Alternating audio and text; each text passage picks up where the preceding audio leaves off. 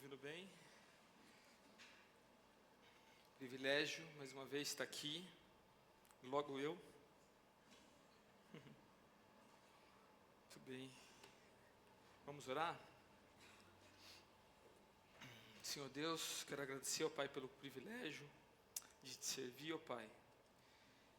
O Senhor que se fez carne, se fez homem para morrer no meu lugar na cruz, no nosso lugar, ó Pai, salvar a Tua igreja. Que a gente possa lembrar, ser grato e que neste momento que eu possa te servir e falar da Sua mensagem para promover santificação e salvação à Tua igreja, Pai. Para a Tua honra e para a Tua glória. Em nome de Jesus, amém, Senhor. Eu queria continuar pensando na carta de 1 de Pedro. Nós vimos algumas mensagens até hoje. Estava comentando, né? Ficou um pouco fora de ordem, mas essa estrutura aqui, ela traz a ideia da carta, né? Que eu procurei apresentar. Então ela traz esse propósito, né? Então Pedro está em Roma, na época do imperador Nero, então na época de bastante perseguição. É difícil, né, os historiadores datarem se é logo antes ou logo depois do incêndio de Roma, mas independente. E ele, dentro dessa situação, né, que é interessante, ele está preocupado com as igrejas, com os cristãos que estão sofrendo em diversos lugares, em outros lugares, né, naquilo que ele chama de dispersão. Então ele quer animar essas pessoas a permanecerem firmes em Cristo, ainda que em meio ao sofrimento, às provações, baseado nas promessas de Deus, baseado em quem Ele é. Então, sobre os destinatários, né, quem foram aqueles que receberam essas cartas, Pedro chama eles de eleitos, né? Então ele enfatiza a ação das pessoas da Trindade na sua salvação. Isso glorifica a Deus. Eles depositaram sua esperança da eternidade em Deus, não nas coisas desse mundo. Eles amaram a Cristo sem vê-lo, né? Algo que por aplicação a gente pode pensar para nós, né? Então eles foram não testemunhas oculares, eles ouviram a mensagem do Evangelho por outros, né? Eles são convocados a participar da obra de Deus, não apenas a assistir. Então é um convite para louvar a Deus através da transformação da sua vida e da proclamação da mensagem do Evangelho. E por isso, que a gente viu na última mensagem, né? Com esse contexto, Pedro dá ordens, instruções inspiradas por Deus para algumas informações, né? Cingir o entendimento, então buscar conhecer a Deus, né? A sua vontade revelada na sua palavra. Ser sóbrio, ser santo, então buscar essa transformação que Deus quer promover em nós, como quem se afasta das coisas do mundo, né? Quem não está embriagado com aquilo que o mundo promete, que é vão e passageiro. A esperar na graça, né? Reconhecer o caráter temporário dessa vida. E invocar a Deus como Pai. Então reconhecer e valorizar a obra de Deus por nós. Na mensagem de hoje eu gostaria de pular. É um versículo que eu gosto bastante. É o mais talvez conhecido dessa carta, ou das cartas de Pedro. Diz assim: antes santificai a Cristo como Senhor em vosso coração, estando sempre preparados para responder a todo aquele que vos pedir a razão da esperança que há em vós. Trecho bem curto, com muito ensino. Quero destacar alguns pontos, não vou esgotar o que pode ser possível de aprender apenas desse versículo. Mas, pensando na introdução, queria falar sobre o contexto imediato, né? Quando Pedro vai apresentar esse versículo, ele está explicando que ele está nesse contexto de sofrimento, de provação. Diz assim: ora, quem há de vos maltratar se for zeloso do que é bom? Mas, ainda que venhas a sofrer por causa da justiça, bem-aventurados sois. Não vos amedronteis, portanto, com as suas ameaças, nem fiqueis alarmados. E aí entra o versículo que a gente leu. Então Pedro está falando sobre não temer, essa ordem, né, que ele apresenta. É uma ordem dentro desse contexto. Ele sabe essa realidade, ele vive algo parecido e, inspirado por Deus, ele dá essa instrução, né? Não olhem para essas coisas que são passageiras que estão no mundo. É um chamado a olhar para aquilo que normalmente para o mundo é algo que é digno de temor, é algo que não é simples, ok? mas quando a gente compara com Deus, em quem Ele é e com as suas promessas para a eternidade, essas coisas devem diminuir. Esses problemas devem ser olhados com esse filtro, com essa ótica da eternidade. Então, o que Pedro ele quer, dar uma expectativa correta, né, um olhar correto de como enfrentar o sofrimento. E é interessante que ele fala que isso é um aspecto normal, né? A gente não vê algo concreto e específico na carta, porque é uma carta às igrejas, né? Então, é um tipo de sofrimento genérico, por assim dizer, mas mesmo assim, né, Pedro ele quer enfatizar que isso é uma coisa a ser esperada, dentro da expectativa normal da vida cristã. Mais para frente ele enfatiza de novo isso na mesma carta, diz assim: amados, não estranheis o fogo ardente que surge no meio de vós, destinado a provar-vos, como se alguma coisa extraordinária vos estivesse acontecendo. Pelo contrário, alegrai-vos na medida em que sois coparticipantes do sofrimento de Cristo, para que também, na revelação da sua glória, vos alegreis exultando. Se pelo nome de Cristo sois injuriados, bem-aventurados sois, porque sobre vós repousa o Espírito da glória de Deus. Então a expectativa desse caráter normal não era se eles sofreriam, mas como, né? Agradando a Deus no processo ou não. Então quando quando Pedro argumenta, né, sobre isso, ele quer promover um estilo de vida de que não é dominado pelo medo. É interessante que na Bíblia, né, em outras passagens, nós vemos o que substituir, né? O que eu faço com esse medo, com esse coração temeroso que nós temos? E Jesus responde isso. Lá em Lucas 12, em outras passagens também, diz assim: digo-vos, pois, amigos meus, não temais os que matam o corpo e depois disso nada mais podem fazer. Eu, porém, vos mostrarei a quem deveis temer. Temei aquele que, depois de matar, tem poder para lançar no inferno. Sim, digo-vos, a este deveis temer. E essa passagem, bem conhecida, muitas vezes é mal interpretada, né? E ela sendo mal interpretada, muitas vezes produz o efeito contrário que Deus deseja promover no nosso coração, que é paz. Ok? E às vezes você talvez está se perguntando: ok, Gustavo, como essa passagem promove paz? Como eu posso conciliar, né? Pedro falando lá no primeiro capítulo: vocês são eleitos, né, pela presciência de Deus Pai. E depois a gente lê uma passagem em outro trecho da Bíblia falando sobre a possibilidade da gente passar, né, a eternidade no inferno. Como a gente pode juntar essa esperança que ele promete com trechos como esse, né?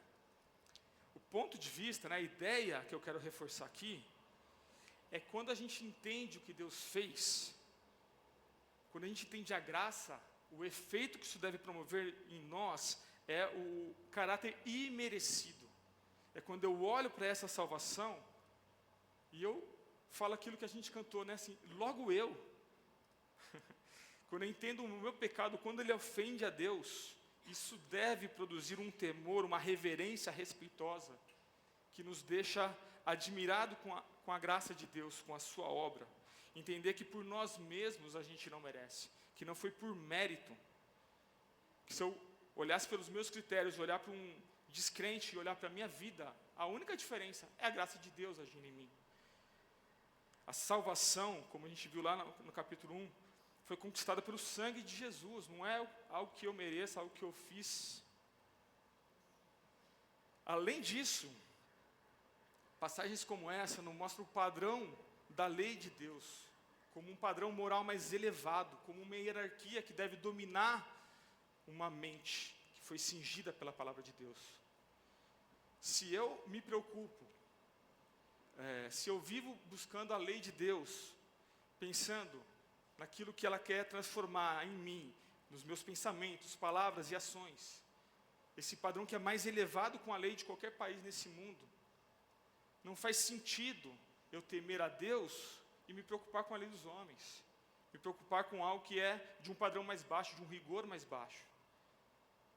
Além disso, se eu sei que o Espírito Santo testifica no meu coração que eu sou filho de Deus, se eu já tive experiência de andar com Ele, de viver com Ele, de estar sendo transformado por Ele, se eu tenho a esperança nele de algo que é mais valioso do que a minha vida, que é a eternidade, qual o sentido de temer os que matam o corpo e depois nada mais podem fazer? A ideia é que quando eu coloquei em mim o temor do Senhor, esse medo ele foi retirado. Esse tipo de temor deve promover paz em quem Deus é e naquilo que Ele promete para nós.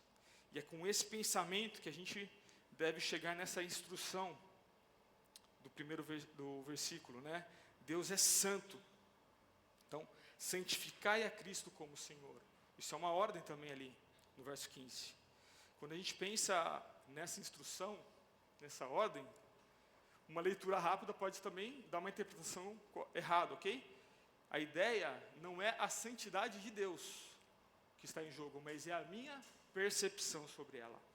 É o quanto eu sou transformado e eu reconheço na minha vida e o quanto isso me transforma por causa de um relacionamento com o Criador, com aquele que é santo. Se eu crer ou deixar de crer, adorar ou deixar de adorar, isso não muda Deus, Ele não precisa da minha adoração. Nada que eu possa fazer vai mudar o status ou a qualidade de quem Ele é, a santidade dEle. A diferença é que se eu vou reconhecer os seus atributos como poder, com a majestade que Ele merece. A obediência à sua palavra só vem quando a gente percebe e valoriza o caráter de Deus e o caráter da sua palavra, o quanto é bom para nós. E Paulo, agora sim, em Romanos, ele fala sobre isso, ele reconhece isso. Ó a profundidade da riqueza, tanto da sabedoria como do conhecimento de Deus. Quão insondáveis são os teus juízos e quão inescrutáveis os seus caminhos. Quem, pois, conheceu a mente do Senhor? Ou quem foi seu conselheiro? Ou quem primeiro deu a ele para que lhe venha a ser restituído?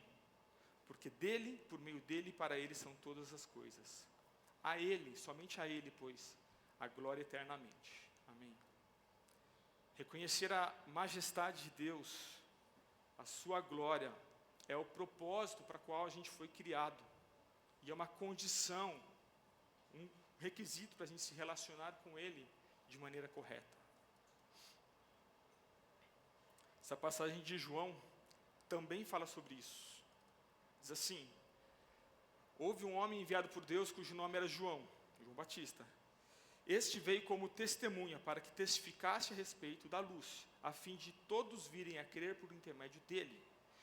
Ele não era a luz, mas veio para que testificasse da luz, a saber, a verdadeira luz que vindo ao mundo ilumina a todo homem.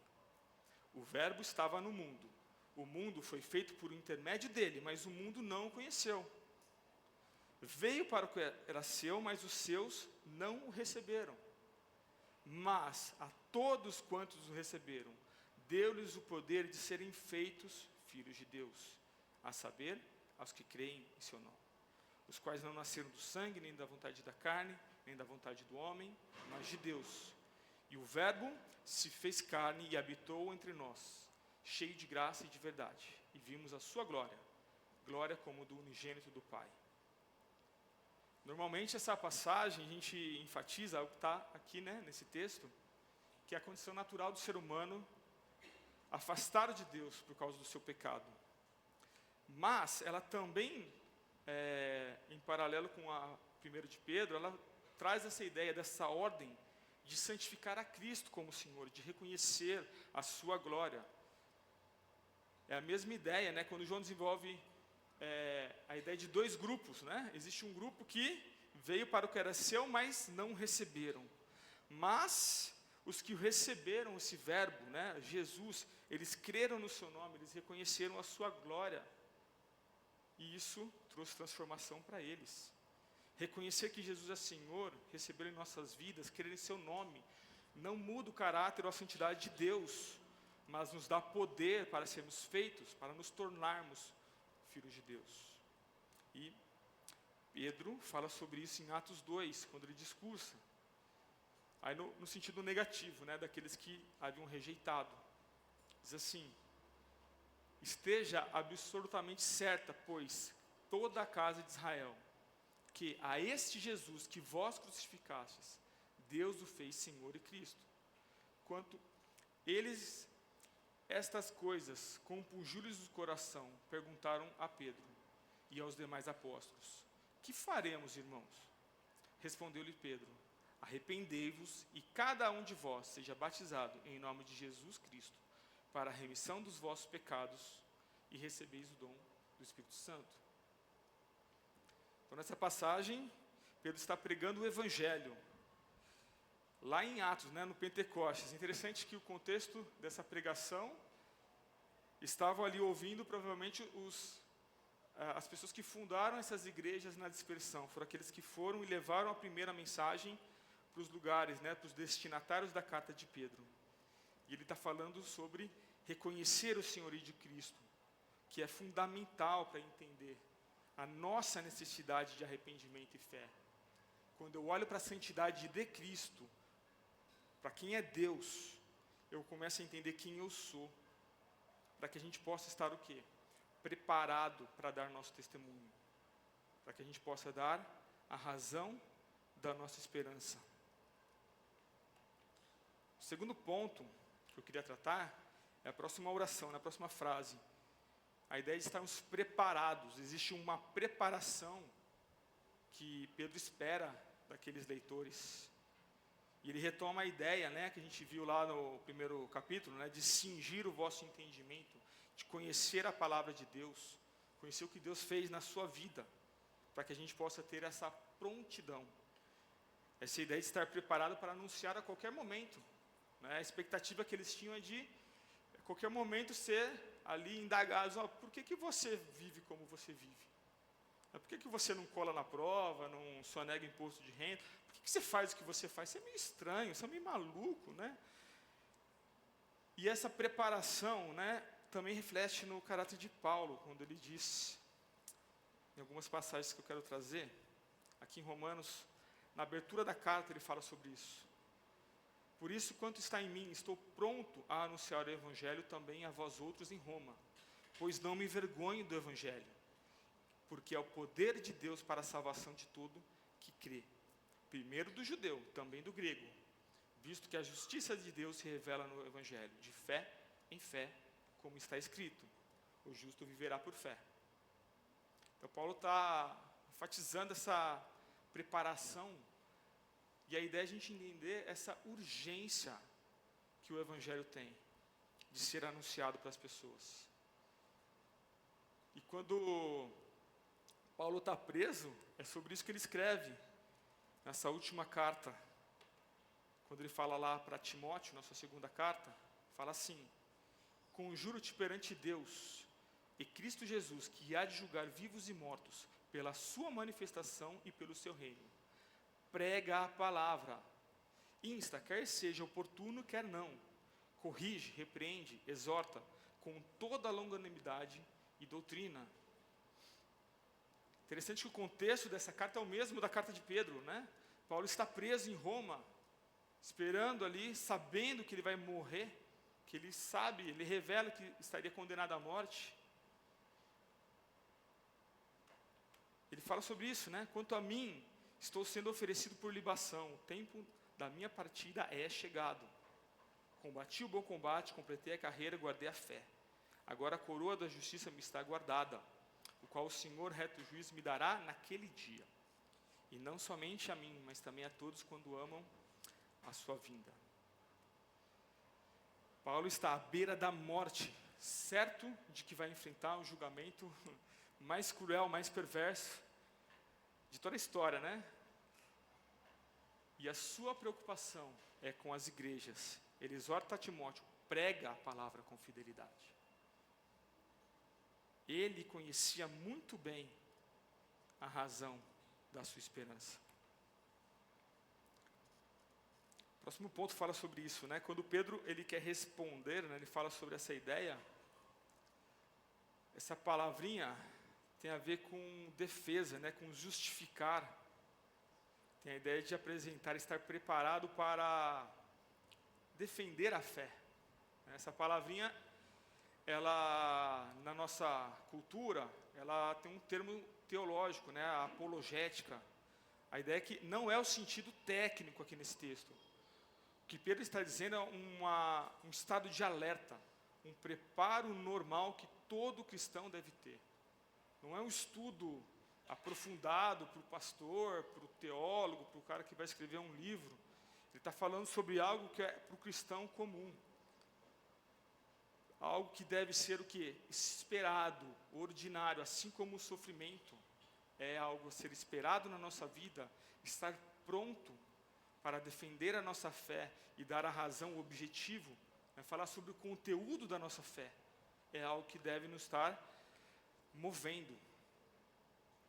A ideia de um estilo de vida, de quem reflete uma comunhão com Deus que fica evidente, da mesma forma que Paulo fala lá em Filipenses, como uma luz no meio das trevas. E é interessante, por que ele usa a palavra responder? A ideia é que quem produz um estilo de vida, ele vai dar um testemunho que chama a atenção.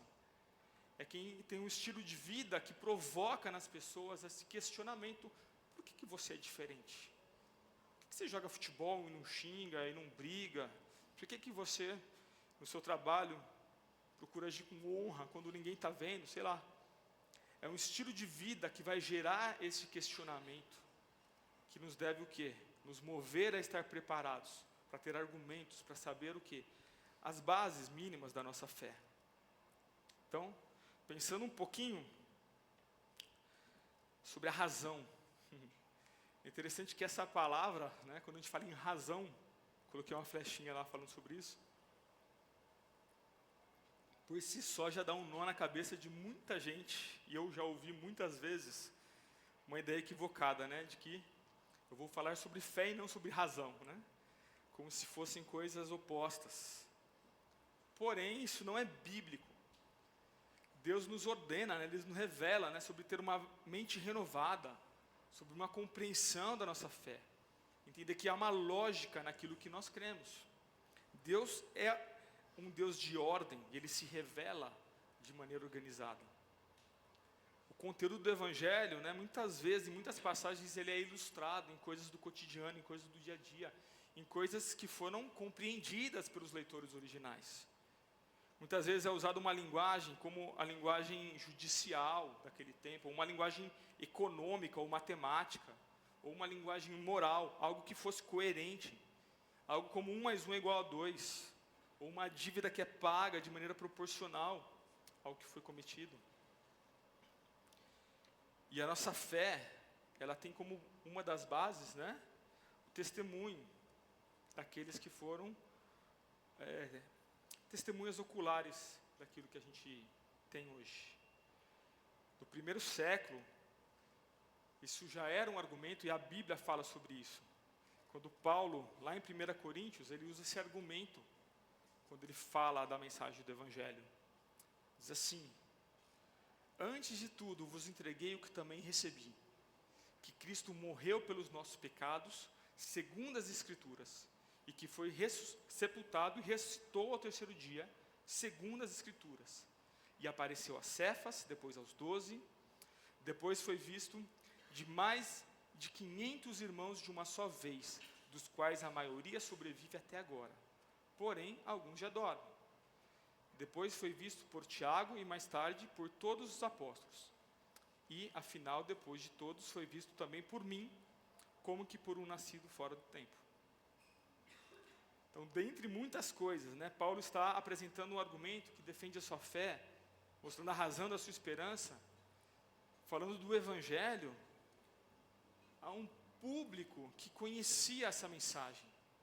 A um público que, olha, eu estou falando sobre isso, mas aquele cara lá, ele viu com os olhos dele isso que eu estou falando. Vocês podem conferir. Essa verdade, ela se harmoniza com a realidade com que eles estavam vivendo. Ele não estava falando do livrinho da imaginação, de uma invenção da cabeça dele. Ele estava falando para as pessoas que conheciam, que poderiam verificar, inclusive como ele elogia lá em Atos 17, né? Que poderiam o quê? Conferir nas Escrituras se as coisas que ele ensinava estavam de fato daquele jeito, estavam corretas. E isso produziu um resultado na vida dele e dessas testemunhas oculares, que é o segundo item. Interessante que quando foi o culto do ADNA, nós fizemos um teatro falando sobre isso, né? Se fosse uma invenção, uma das acusações que nós recebemos como cristãos, né? É uma invenção dos apóstolos. E o teatro fala isso, né? Como se Pedro chegasse e falasse assim, olha, eu tenho um plano. A gente vai roubar o corpo de Cristo, a gente vai esconder, a gente conta para todo mundo que ele ressuscitou. E a gente vai enganar um monte de gente. Aí João pergunta, não, e o que a gente ganha com isso? Nós vamos ser brutalmente assassinados. Nós vamos ser perseguidos, torturados e mortos. Topa? Vem comigo? Pensando nisso, nesse testemunho, algo que eu li há muito tempo, eu queria trazer algumas informações extra-bíblicas. No ano 111, provavelmente, Plínio, o jovem, né, governador da Bitínia, ele se correspondeu com algumas cartas com Trajano, né, que era o imperador de Roma naquela época. Eu queria ler alguns trechos, ok? Isso é conteúdo extra-bíblico, mas que dá alguma luz, e é um dos primeiros documentos que falam sobre os efeitos do Evangelho, que nós temos, né, na história. Diz assim, Plínio ele começa a carta, né, ele elogia, ele faz uma saudação formal e depois diz assim: assim, tive as mais sérias dúvidas sobre se devem estabelecer-se diferença entre as idades dos réus, né, que são os cristãos, ou se pelo contrário, os mais jovens, por mais tenra que seja a sua idade, em nada se diferenciam dos mais velhos. Sobre se deve conceder-se a absorção, a retratação, ou pelo contrário, aquele que tenha sido cristão em nada lhe beneficia a renúncia. Por fim, se o castigo é pelo mero nome de cristão, inclusive na ausência de quaisquer tipos de crime, ou se o que se castiga são os crimes associados ao dito nome. Eis de que modo me comportei até o momento com aqueles que foram conduzidos diante de mim e acusados de serem cristãos. Perguntei diretamente a eles se são cristãos. Ao responder-me que sim, perguntei-lhes segunda vez e até uma terceira vez, olha que bonzinho, advertindo-lhes que o reconhecimento de algo assim expressaria a morte. Aos que mantiveram sua declaração, ordenei que os executassem. A razão disso foi que não me cabia dúvida de que qualquer que fosse a natureza do crime que confessavam, certamente esse fanatismo e essa obstinação intransigente merecia a morte.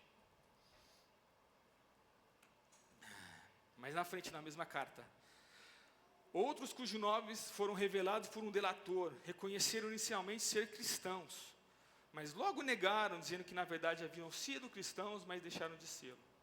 Interessante a data, né? O ano 111. Alguns afirmaram que faz 3 anos, outros dizem que faz muitos anos, inclusive alguns há mais de 20 anos. Acusados do quê? Isso aqui, ó. Ser cristão. Houve entre eles quem assegurou, além disso, que toda a sua culpa, ou melhor, o seu erro consistiu tão somente em reunir-se regularmente em certo dia antes do nascer do sol, em entoar alternadamente entre os presentes um hino em honra de Cristo. Acho que todo mundo aqui é culpado, né? Como se a um Deus se tratasse.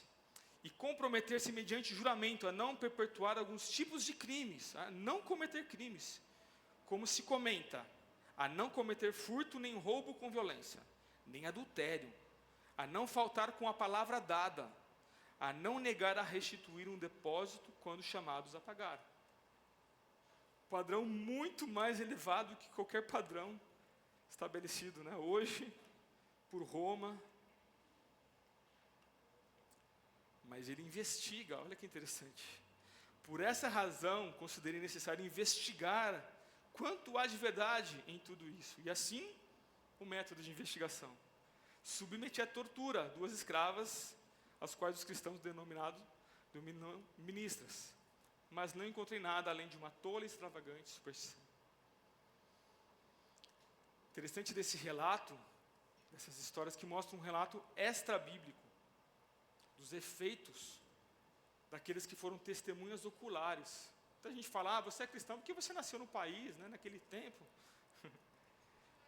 Aqueles que viram, que puderam comprovar com seus olhos, né, o que os apóstolos fizeram, o que os primeiros discípulos depois reproduziram nas suas vidas, eles preferiram morrer a negar o que eles tinham visto. Um outro ponto, um outro item, quando a gente pensa na consistência da Bíblia. Algumas informações aqui estão desatualizadas, ok, irmãos? Eu peguei de um estudo que eu compartilhei com a DNA faz alguns anos. Mas assim, a ideia está ali, tá? Então, pensando na Bíblia, ela foi escrita num período aproximado de 1.600 anos, por mais de 40 autores.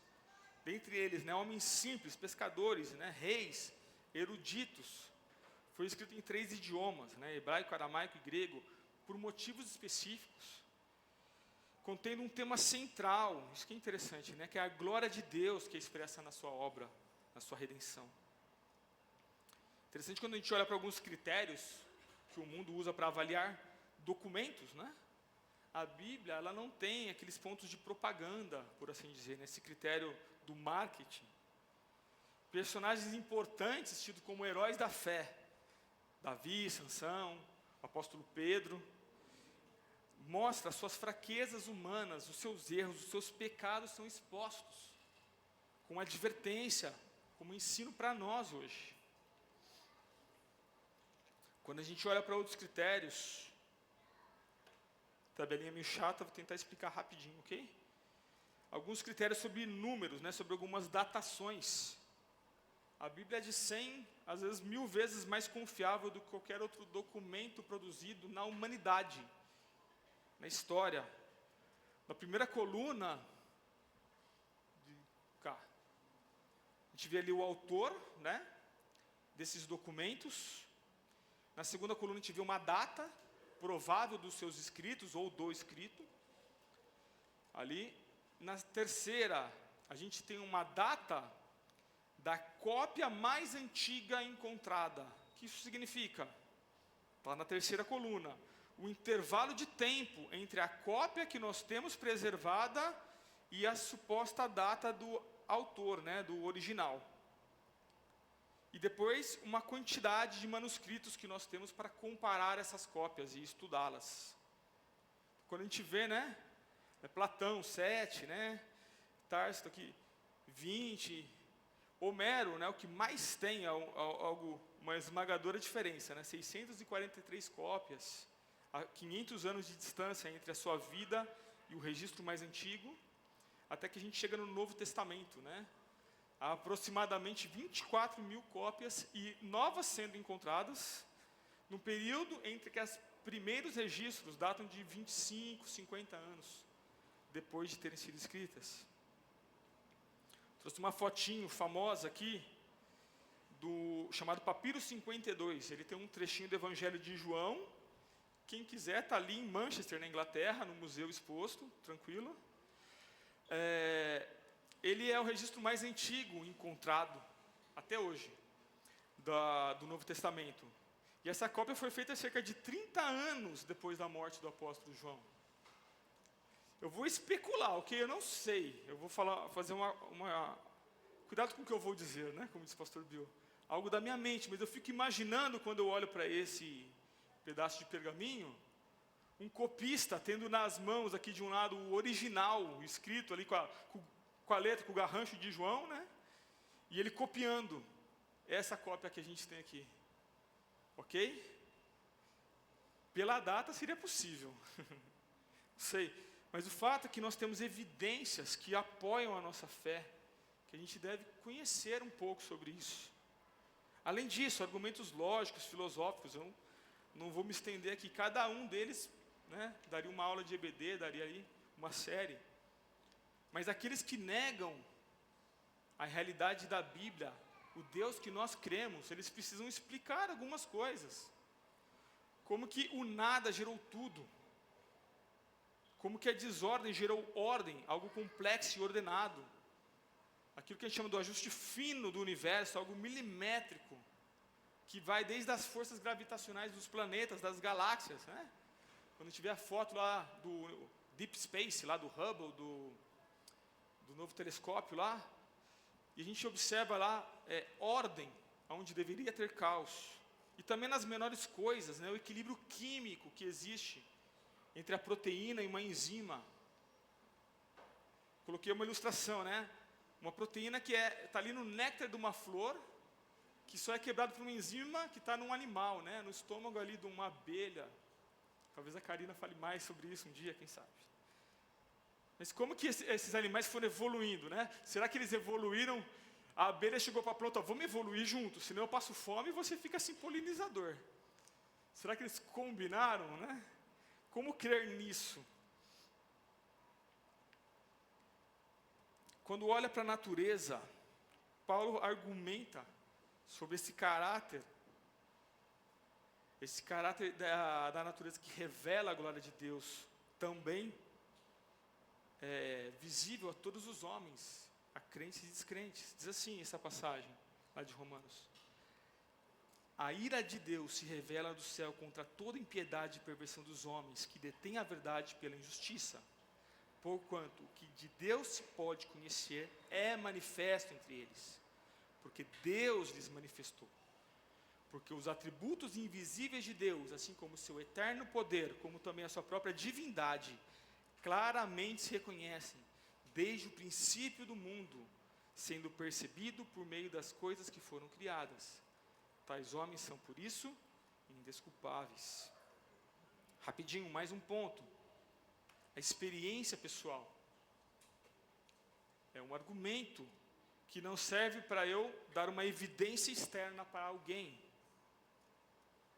Mas, aquele que teve a sua vida, está sendo transformado pelo Evangelho, ele pode produzir um testemunho que é evidente aos que estão de fora.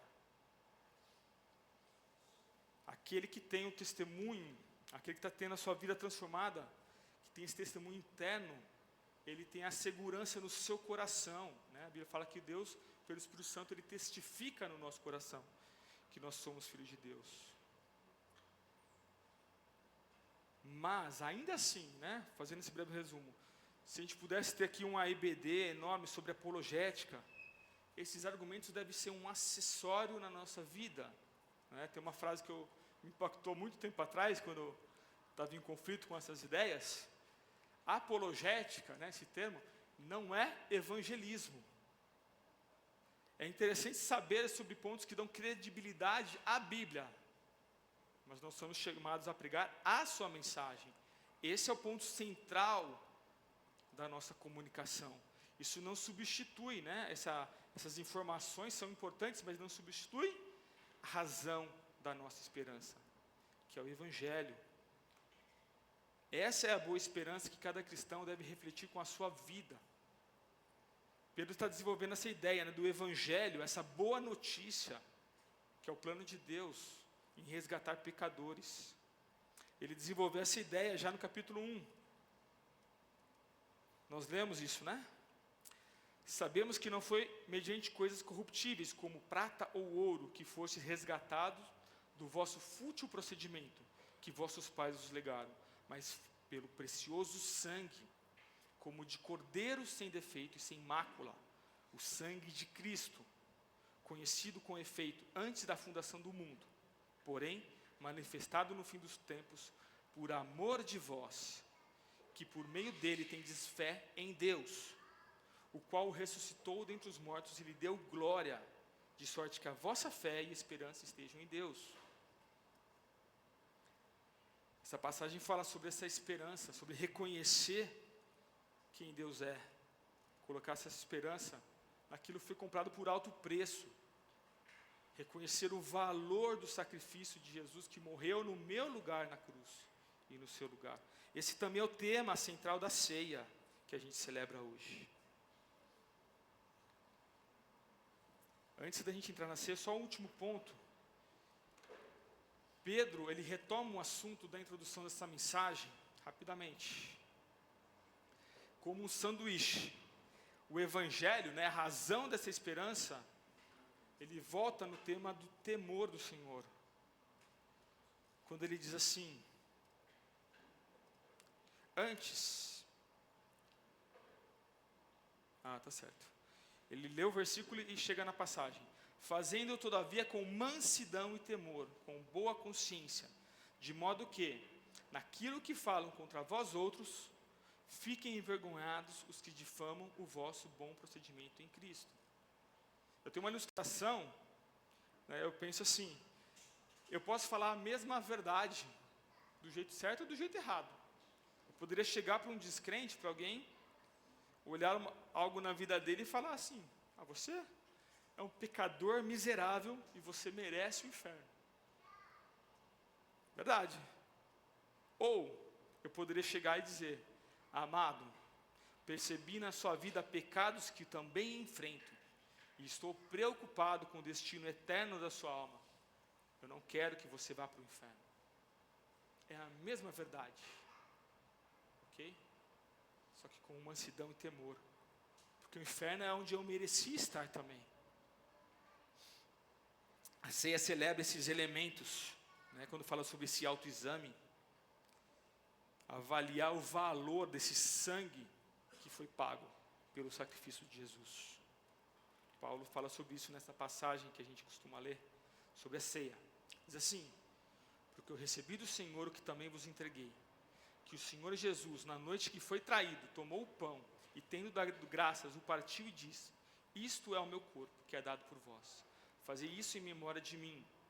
Por semelhante modo, depois de haver ceado, tomou também o cálice, dizendo: este é o cálice da nova aliança no meu sangue. Fazei isso todas as vezes que o beberdes, em memória de mim. Porque todas as vezes que comerdes este pão e beberdes o cálice, anunciais a morte do Senhor até que ele venha. Por isso, aquele que comer o pão e beber o cálice do Senhor, indignamente será réu do corpo e do sangue do Senhor.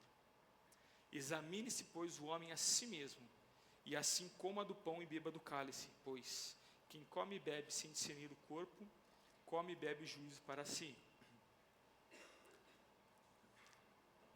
Por isso que a gente anuncia: Jesus, sendo Deus e homem, morreu na cruz para pagar o preço do meu e do seu pecado. Queria que a gente gastasse um tempo em oração para a gente pensar quanto vale, né? Qual é o preço na sua vida da morte, do sangue que foi derramado do nosso Senhor. Queria pedir algumas pessoas para me ajudar. Pedro, pode ser? Pedro, Tiago,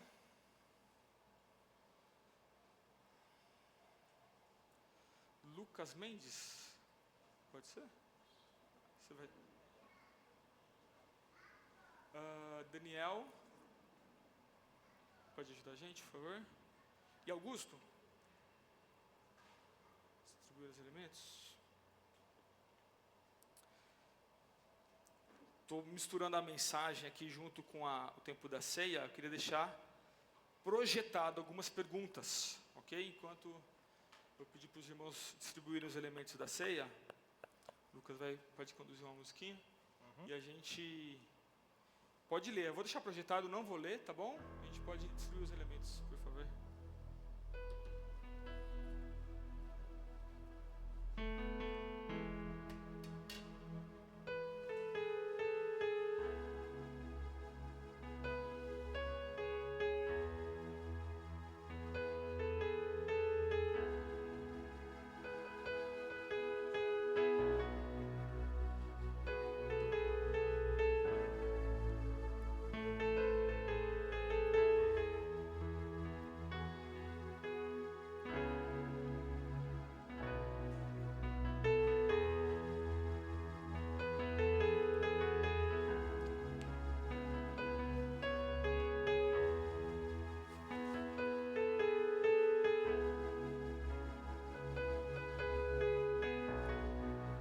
Que eu esqueci de falar, essa ceia, né, se você está nos visitando, se você já reconhece Jesus como seu Senhor e Salvador, você é convidado, né, a participar conosco.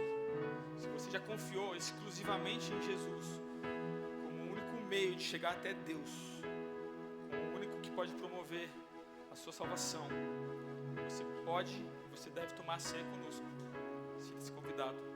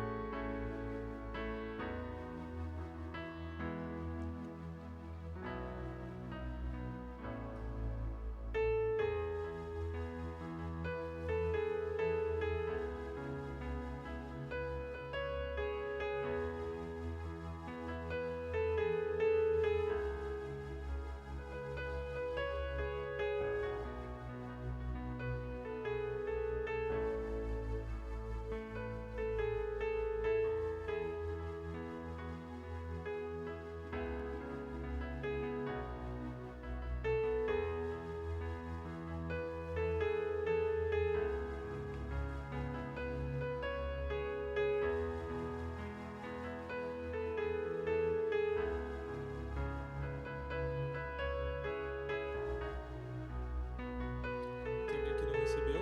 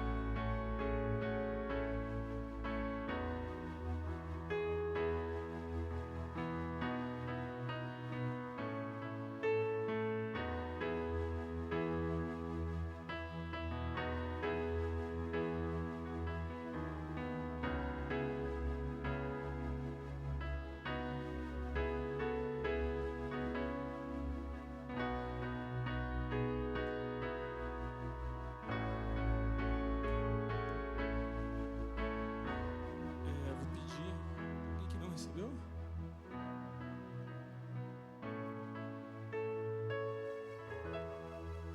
Eu vou entregar para a Mari e vou pedir para o Lucas. Ora para a gente, pela ceia, por favor. Senhor Jesus, quero louvar a Deus porque o Senhor morreu na cruz, o Senhor derramou o seu sangue e a gente celebra isso muitas vezes, todos os meses, ó Deus, e eu louvo a Deus pelo seu sacrifício. Eu agradeço porque podemos comer o pão e tomar o cálice que representa o seu corpo e o seu sangue moído na cruz pelos nossos pecados, e sabemos que só assim o Senhor vai redimir os nossos pecados, já redimiu, e a gente louva a Deus pelo seu sacrifício e lembra desse memorial que nós fazemos todos os meses. Te peço que a gente tenha isso na memória todos os dias, ó Deus, em nome de Jesus, amém. Vamos tomar então da ceia.